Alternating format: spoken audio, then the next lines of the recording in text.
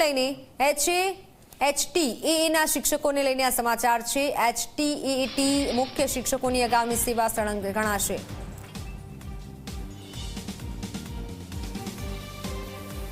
HTAT મુખ્ય શિક્ષકોની અગાઉની સેવા સળંગ ગણાશે। 30 દિવસમાં પૂર્ણ કરવા માટે શિક્ષણ વિભાગનો આ મોટો આદેશ। હવે આજે જૂની પેન્શન યોજનાનો માર્ગ મોકળો થશે। તમામ કામગીરી 30 દિવસમાં પૂર્ણ કરવા શિક્ષણ વિભાગનો આદેશ। HTAT મુખ્ય શિક્ષકોની અગાઉની સેવા સળંગ ગણાશે। શિક્ષકો માટે જૂની પેન્શન યોજનાનો માર્ગ મોકળો થશે। તમામ કામગીરી 30 દિવસમાં પૂર્ણ કરવા શિક્ષણ વિભાગનો આદેશ। હવે રજા અને પેન્શનમાં અગાઉની સેવા પણ ગણવામાં આવશે। 1 એપ્રિલ 2005 પહેલાના કેસોને અપાશે પ્રાથમિકતા। DPEO કરશે અલગ અલગ ફાઇલ તૈયાર। પેન્શન સેલ કરશે ઓન સ્પોટ ચેકિંગ। ઓનલાઈન પર સંવાદદાતા હિતલ પારેખ જોડાઈ ચૂક્યા છે। હિતલ, HTAT મુખ્ય શિક્ષકોની અગાઉની સેવા સળંગ ગણાશે અને જે આ આદેશ આપવામાં આવ્યા છે, વધુ જાણકારી।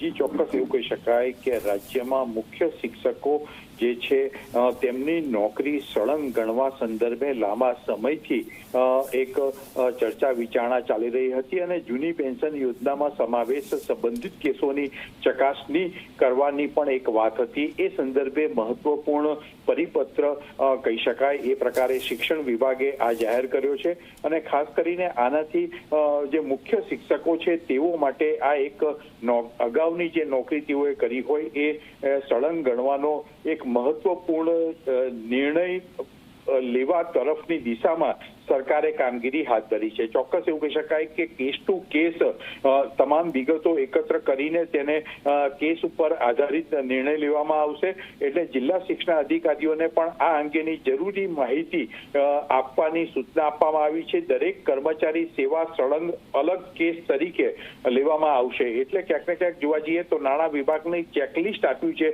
એ પ્રકારે દસ્તાવેજોની ચકાસણી થશે જેનાથી પેન્શન સેલ અને સ્પોટ વેરિફિકેશન પણ કરવામાં આવશે। એટલે એના કારણે એવું થઈ શકાય કે 1 એપ્રિલ 2005 પહેલાના જે સરકારી અને અનુદાનિત સેવાઓના જે કેસો છે એને પ્રથમ પ્રાથમિકતા આપવાની વાત કરવામાં આવી છે। એટલે જૂની પેન્શન યોજના સંદર્ભે શિક્ષકોમાં લાગુ થવી જોઈએ એ પ્રકારની જે માંગણી હતી એ દિશામાં સરકારે આ ચકાસણી માટેનો મહત્વપૂર્ણ પરિપત્ર કર્યો છે।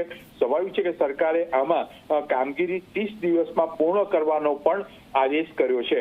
જી બિલકુલ આભાર માહિતી બદલ। ત્યારે તમામ કામગીરી 30 દિવસમાં પૂર્ણ કરવા માટે આદેશ કરવામાં આવ્યો છે। હવે રજા અને પેન્શનમાં અગાઉની સેવા પણ ગણવામાં આવશે।